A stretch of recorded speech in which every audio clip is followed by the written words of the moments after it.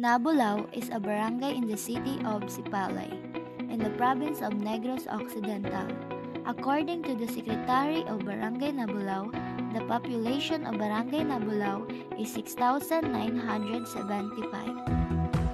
and it has 24 sitio, which is Zone 1, Zone 2, Kanhambog, Kankayao, Hellside, Yapu, Riverside, Dinakalan, Gindakpan, Rosenporong, Pamansagon, San Francisco Village, Mauboy, Cayas, Anhawan, Suso, Villareca, Pangi, Vista Alegre, Katagbakan, Skid 6, Skid 8, Searle, Buyog.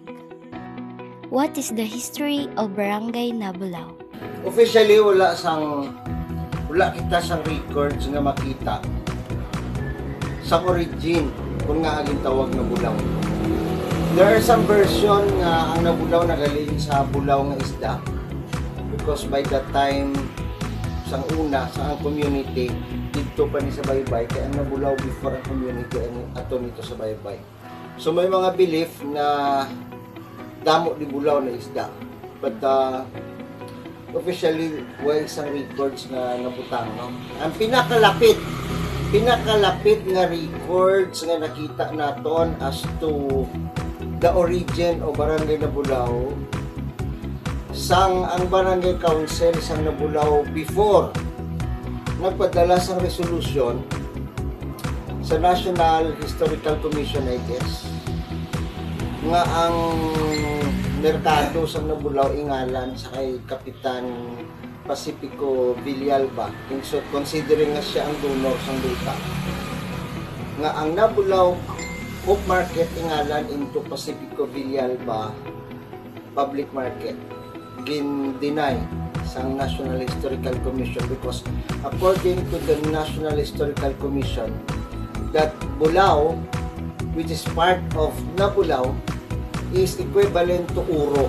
And when you say Uro, Bulawan.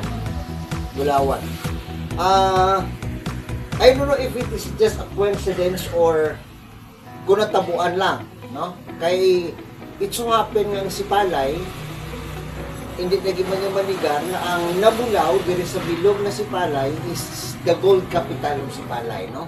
So pinakamalapit nga para sa akon, the way I understand it, is ang pinakamalapit is Nabulao is really from Bulao, which is Uro, which is gold. There are 25 sitios and puroks in Nabulao, and one of which tungod way na tao, no? Tungod wala na tao kay nagamatamat na tungod sa pagbagyo sang teknolohiya, everything. Why is it called Nabulawan Festival? Karisa Nabulao, maghinaksanay kita. Karisa Nabulao, tanan kita magsinadya. Nungduman ko na itos kagawad Jiro Liumo Senior na nag-propose na may Nabulawan Festival ang Nabulao, because of the presence of Felix Gold Philippines Incorporated, no? So nag-start kami from dahon saging, dahon apple, everything. Dira nag-start ang Nabulawan Festival, and in 2013 dito ginag-full blast, no, ang Nabulawan Festival, where nagbakal kita sa atong official na music,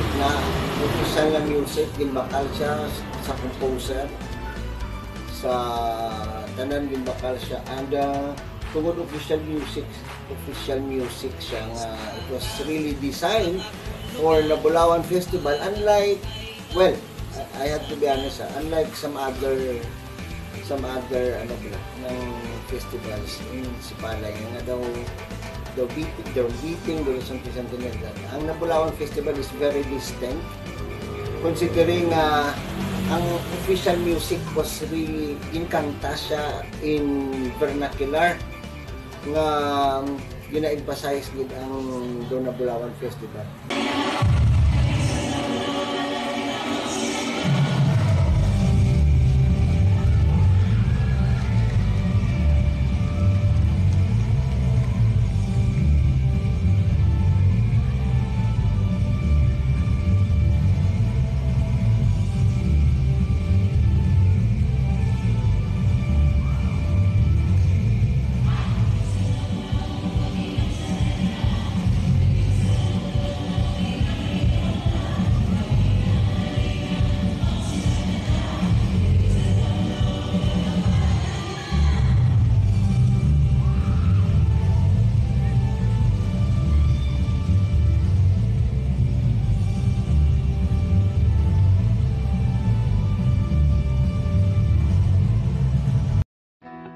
Let's explore the beauty of Vista Alegre.